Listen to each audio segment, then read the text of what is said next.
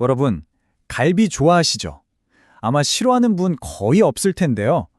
근데 우리가 이렇게 즐겨 먹는 갈비라는 이름 뒤에 아주 흥미로운 미스터리가 하나 숨어 있다는 거 혹시 알고 계셨나요? 오늘은 바로 그 이야기, 우리가 사랑하는 이 요리의 숨겨진 역사를 한번 파헤쳐 보려고 합니다.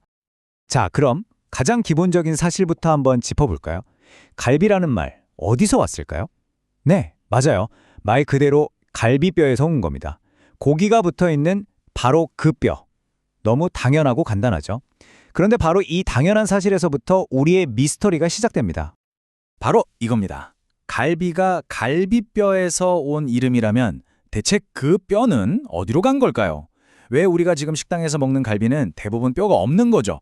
진짜 미스터리 아닌가요? 자, 지금부터 이 사라진 뼈의 행방을 찾아서 시간을 거슬러 올라가는 요리 탐정극을 한번 시작해 보겠습니다. 자, 첫 번째 장입니다. 모든 이야기의 시작점으로 한번 가보죠. 바로 뼈가 있던 고기. 그 시대로 말입니다. 이 이야기의 출발점에는 한 사람이 있습니다. 바로 일본의 요리사이자 작가인 시나이 야스미치 씨인데요. 이분이 1958년쯤에 일본에서 처음으로 전통적인, 그러니까 뼈가 붙어있는 갈비를 다루기 시작했다고 해요. 모든 건 바로 이분의 경험에서부터 시작됩니다. 그럼 그 당시 원조 갈비는 어떤 모습이었을까요? 바로 이런 거였죠. 한국에서는 아바라라고 불렀던 그 갈비뼈 부위를 딱 잘라서 달콤 짭짤한 양념에 재운 다음에, 중요한 건 뼈를 그대로 붙여서 내는 요리였습니다. 맞아요. 핵심은 바로 그 뼈 자체였어요. 그 맛이 어땠는지 시나이 야스미치 씨는 이렇게 회상합니다. 그 풍미는 정말 압도적이었어요. 한 입 베어물 때마다 뼈에서부터 깊은 감칠맛이 쭉 배어나왔죠? 라고요. 와, 상상만 해도 대단하지 않나요? 그러니까 뼈는 그냥 고기를 지탱하는 역할이 아니라 맛의 심장, 맛의 원천, 그 자체였다는 거죠. 하지만 영원한 건 없죠. 시대가 바뀌기 시작합니다. 자, 다음 장으로 넘어가 보죠. 갈비가 왜 변할 수밖에 없었는지 그 이유가 여기에 있습니다. 바로 효율성의 시대가 열린 거죠. 이 타임라인을 한번 보세요. 변화의 흐름이 정말 한눈에 보이죠? 자, 1958년에 뼈 있는 갈비가 처음 등장했어요. 그런데 60년대 후반에 야키니쿠 산업이 어마어마하게 성장하면서 식당들은 더 빨리, 더 많은 손님을 받아야 했죠. 그러다 70년대가 되니까 좁은 주방에서 뼈를 일일이 다루는 게 위생적으로나 공간적으로나 너무 힘들어지기 시작한 거예요. 그리고 마침내 80년대에 갈비는 원래 뼈 없는 거지 하는 생각이 아예 표준이 되어버린 겁니다. 바로 이 지점이 정말 흥미로운데요. 일종의 갈비 대전이 벌어진 거죠.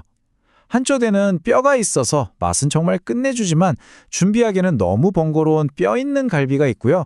다른 한쪽에는 맛은 살짝 아쉽지만 준비가 엄청나게 빠르고 쉬운 뼈 없는 갈비가 있는 겁니다. 바로 맛과 효율성의 정면 충돌이었던 셈이죠. 결과는 어땠을까요? 네, 승자는 효율성이었습니다. 1980년대가 되자 뼈 없는 갈비는 이제 더 이상 논쟁의 대상이 아닌 그냥 야키니쿠의 얼굴, 그 자체가 되어버렸어요. 결국 산업의 흐름과 시대의 요구가 한 요리의 운명을 완전히 바꿔놓은 거죠. 자, 이렇게 뼈는 사라졌습니다. 그리고 그 압도적인 맛의 원천도 함께 사라져버렸죠. 그럼 여기서 이야기의 끝일까요? 아닙니다. 이 문제에 대한 한 요리사의 정말 창의적이고 철학적인 해답이 있거든요. 바로 다음 장의 주제, 보이지 않는 뼈입니다. 여기서 다시 시나이 야스미치 씨가 등장합니다. 그는 이렇게 말했죠. 뼈는 그냥 구조물이 아니야. 그건 바로 맛의 창고라고. 와, 정말 멋진 표현 아닌가요? 그러니까 뼈를 없앤다는 건 단순히 모양만 바꾸는 게 아니라 요리의 핵심 맛이 담긴 창고를 통째로 버리는 것과 같다는 그런 깊은 통찰이었던 겁니다. 그래서 그는 자기 자신에게 하나의 미션을 줍니다. 첫째, 뼈가 사라져서 맛이 약해졌다는 현실을 일단 인정한다. 둘째, 그 사라진 맛을 채우기 위해 모미다레라는 특별한 양념을 개발한다. 셋째, 그냥 양념 맛으로 덮는 게 아니라 섬세한 기술로 마치 뼈에서 우러나온 듯한 깊은 감칠맛을 재현해낸다. 그리고 이 모든 노력이 합쳐져서 마침내 완전히 새로운 요리 철학이 탄생하게 된 거죠. 그게 바로 그의 해답, 보이지 않는 뼈라는 개념입니다. 무슨 뜻이냐면요. 눈에는 뼈가 보이지 않지만 요리사의 기술과 특별한 양념을 통해서 마치 뼈가 있는 것처럼 그 깊은 감칠맛과 정신을 고기 안에 완벽하게 되살려내는 거죠. 아, 정말 대단한 발상이라고 생각해요. 자, 이렇게 긴 여정을 거쳐온 갈비는 오늘날 우리에게 어떤 의미가 되었을까요? 마지막 장입니다. 이제는 하나의 문화가 된 갈비에 대해 이야기해 볼 시간입니다.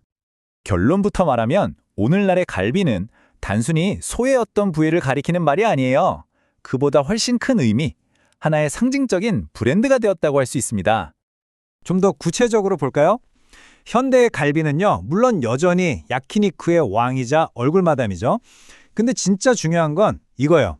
이제는 꼭 그 갈비뼈 부위가 아니더라도 비슷한 식감과 맛을 내면 전부 갈비라고 부를 수 있게 됐다는 겁니다.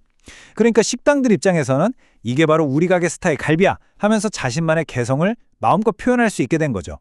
결국 갈비는 고기 부위 이름에서 시작해서 하나의 거대한 문화적 아이디어로 진화한 셈입니다. 이 기나긴 갈비의 역사를 딱 한 문장으로 요약하면 바로 이 말이 아닐까 싶습니다. 뼈는 사라져도 그 정신은 살아있다. 눈에 보이는 뼈는 없어졌지만 그 안에 담겨있던 맛의 본질, 그 정신만큼은 요리사들의 노력과 기술을 통해 지금도 계속 살아 숨쉬고 있다는 거죠. 오늘 갈비 이야기를 통해서 우리는 하나의 음식이 시대를 만나 어떻게 변하고 또 어떻게 그 본질을 지켜나가는지를 함께 따라가 봤습니다. 그럼 마지막으로 여러분께 이런 질문을 한번 던져보고 싶네요. 여러분이 평소에 정말 좋아하고 즐겨 먹는 다른 음식들 있잖아요. 그 안에는 과연 어떤 보이지 않는 뼈, 어떤 숨겨진 이야기와 정신이 담겨 있을까요?